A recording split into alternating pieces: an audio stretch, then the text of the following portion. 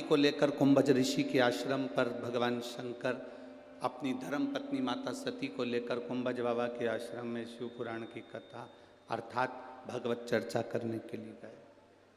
भगवत चर्चा करने कथा सुनने के लिए कुंभज बाबा के आश्रम में गए।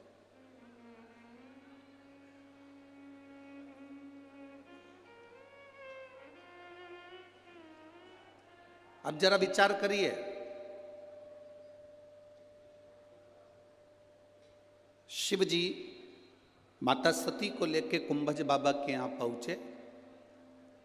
कुंभज बाबा के हाथ जोड़े, प्रणाम करा, नमन करा। सती मैया ने प्रणाम नहीं करा।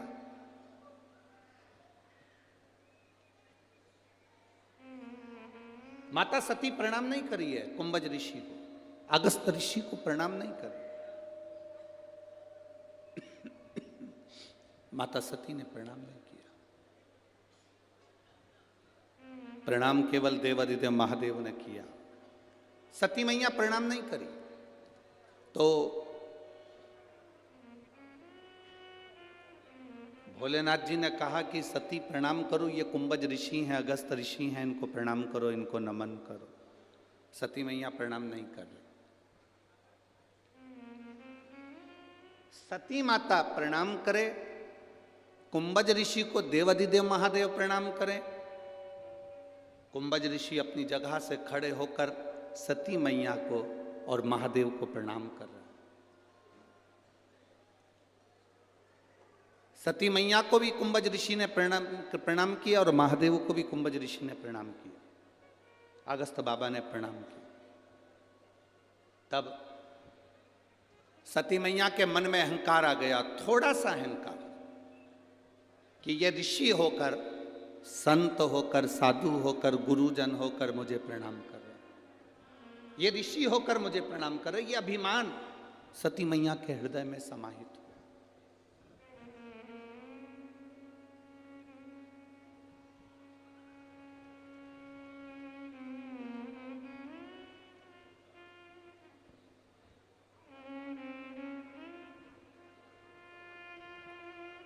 अब कुंभज ऋषि से शंकर भगवान ने पूछा कि आपको हम प्रणाम करते पर आपने हमको प्रणाम कर लिया, ये क्यों करा? तो कुंभज बाबा कहते हैं कि मैं कथा बाचने वाला हूं और आप कथा सुनने वाले हैं। बाचने वाला और सुनने वाला, इन दोनों में बड़ा होता है कौन? बड़ा होता है कथा बाचने वाला बड़ा है कि सुनने वाला बड़ा है?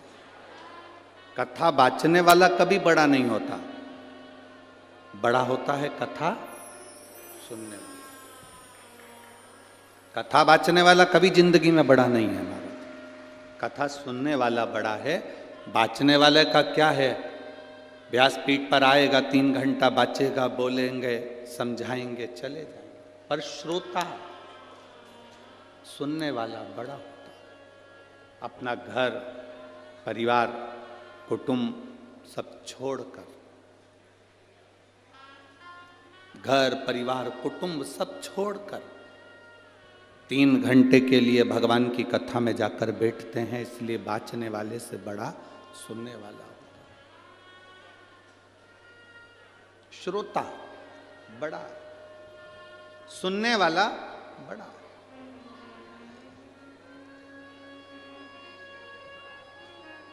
अब सुनने वाले को क्या चाहिए कि उसका चित्त, उसकी वृत्ति, उसका मन भगवान में लग रहा है कि नहीं लग रहा। हम कई लोगों से कहते हैं कि आप बहुत दूर दूर से आए हो, 100-100, 50-50, 500-500, 200 रुपये खर्च कर कर ऑटो में किराया लगाकर आप यहाँ पहुँचे हो। 1-2 रुपये का पानी का पाउच, 5 रुपये का बिस्कुट, 10 रुपये का कुरकुरा, 10 रुपये की पानी की बोतल के चक्कर में, या उड़ता हुआ कैमरा तुम्हारे पास में द्रोण आए हाथ हिलाने में, आप इस कथा को मत छोड़ना।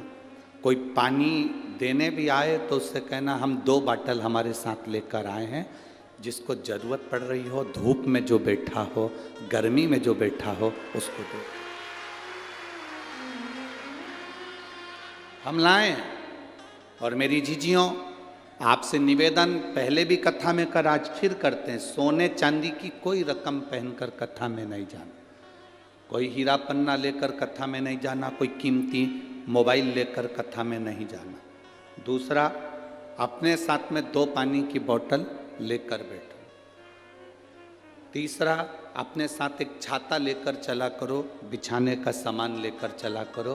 टेंट मिल जाए ठीक है, पंडाल मिल जाए ठीक है, अपना छाता लगाया, धूप में कहीं बैठे हैं, कथा सुन रहे हैं, बाबा से लगन लगाई, भगवान से प्रार्थना करी, श्री शिवाय नमस्तुभ्यम बोला, उससे विनती कर कर अपने अपने घर की ओर चले गए। ये शिव कृपा है, ये उसकी अविरल भक्ति। किसी दूसरे से आस लगाकर मत बैठना कथा के पंडाल में कि कोई आएगा तो मुझे बिस्कुट देकर जाएगा, कोई आएगा तो मुझे पानी देकर जाएगा।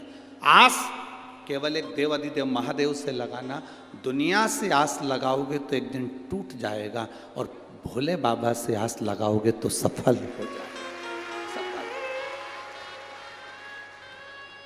वक्ता से बड़ा श्रोता होता है। सुनने, जिसने, श्रोता का मतलब क्या होता है? जो सुनने वाला।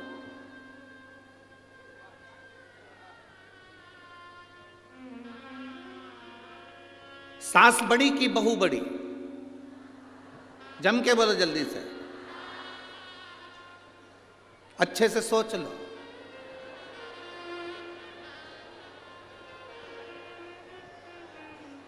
बहुत अच्छे से विचार करके बताओ, सास बड़ी की बहू बड़ी? जम के बोलिए जरा। सास। तो बहू के आने के पहले क्यों नहीं थी सास? सास बड़ी की बहू बड़ी? शिव महापुराण की कथा कहती है, इन दोनों में बड़ा वो है जो झुककर चलना सीख गया।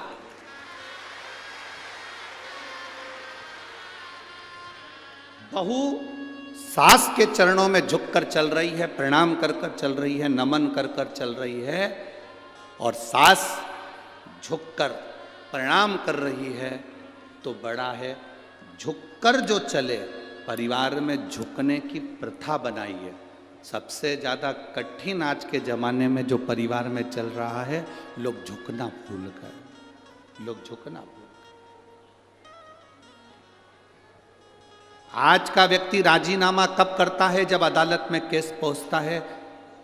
जो अपनी जिंदगी में राजीनामा कर कर चलता है कि किसी ने कुछ बोल दिया, कोई बात नहीं, राजी राजी रहना है, अपशब्द नहीं कहना है। राजीनामा व्यक्ति कब करता है? जब वो अदालत में पहुंच जाता है, थाने पहुंच जाता है, अदालत में केस पहुंच जाता है, वकील के पास केस पहुंच जाता है, जज के पास केस पहुंच जाता है, तब व्यक्ति राजीनामा करता है। शिव महापुराण की कथा कहती है, तुम्हारी जिंदगी को ऐसा बना लो कि रोज प्रतिदिन अपने परिवार में राजीनामा कर कर चलना है, हमको अच्छे राजी राजी बनकर चलना है।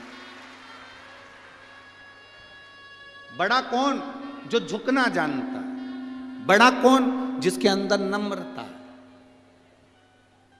अब कहलाने को सास बन गई और तुमने कह दिया जलगांव वालों ने कि सास बड़ी है और सास झुकना ही नहीं जाने, अकड़ के बात करे, तेरे बाप ने यही सिखाया, तेरी माँ ने यही सिखाया, तू तो हमारे छोरे को गुलाम बना के रख दी है, 24 घंटा खाए जा रही है, औलादों को ऐसा कर दिया। आप ईमानदारी से बोलो, बड़ी कहलाओगी? ए जलगांव की जीजियों, बड़प्पन आया तुम में? बड़प्पन कब आता है? बड़प्पन का मतलब है जैसे तुमने अपनी बेटी को, भले कैसी भी थी, उसको संभाला, वो जैसे बोलती थी उसके अनुसार उसको ढाला, अपने संस्कार दिए हैं। इसको क्रोध आता है, बहू नई नई आई है, अपशब्द कहती है, ताना देती है, गाली देती है, कभी मत बखान करो, थोड़ा समय लगेगा, इसको अपने में ढालने का प्रयास करो। जब आप ढाल लोगी, अपने आप झुककर चलना सीख जाए, अपने आप। पहले के मकान और आज के मकान में अंतर है। पहले के मकान का जो दरवाजा होता था, जिस चौखट में से हम अंदर जाते थे, घर के अंदर जाते थे, वो दरवाजे की चौखट छोटी होती थी, दरवाज़ा छोटा होता था।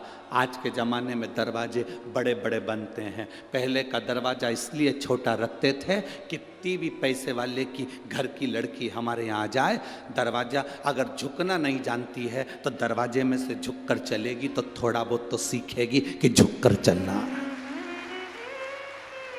पहले का दरवाजा छोटा रखते थे इसलिए क्योंकि लोग झुकना सीख जाएं। मंदिर का दरवाजा छोटा रखते थे कि मंदिर में झुकना सीख जाएं। गुफा का दरवाजा छोटा रखते थे जिसमें झुकना सीख जाएं। आजकल मंदिर का दरवाजा भी बड़ा होता है, घर का दरवाजा भी बड़ा होता है, तो लोग मंदिर में झुककर नहीं आते, मंदिर में लोग सेल्फी खींचते खींचते आते हैं। एक बार मंदिर का दरवाजा छोटा हो गया तो सेल्फी खींच के बता दे अंदर से, जो सिर भड़केगा दरवाजे में दूसरी बार नहीं खींच पाएगा। बहू बड़े बड़े दरवाजे हो गए तो बहुएं भी अकड़ कर चलती हैं, तो मुझे जानते नहीं हो, जलगांव की रहने वाली हो।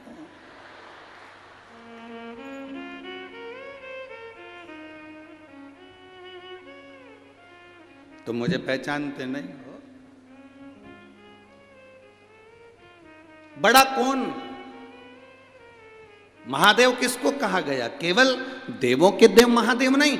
महादेव का मतलब वो होता है कि देवता से मांगा जाता है, जो मांग कर देते हैं वो देव कहलाते हैं। हमने देवता से कहा, गणेश जी से कहा, इनसे कहा, उनसे कहा, दे दो साहब, हमको ये दे दो साहब, हमको ये दे दो साहब। पर महादेव एक ऐसे हैं, उनको महादेव कहते हैं। मांग कर दे वो देव, और जो बिना मांगे दे देता है, उसके दरवाजे पर जाने पर दे देता है, वो महादेव।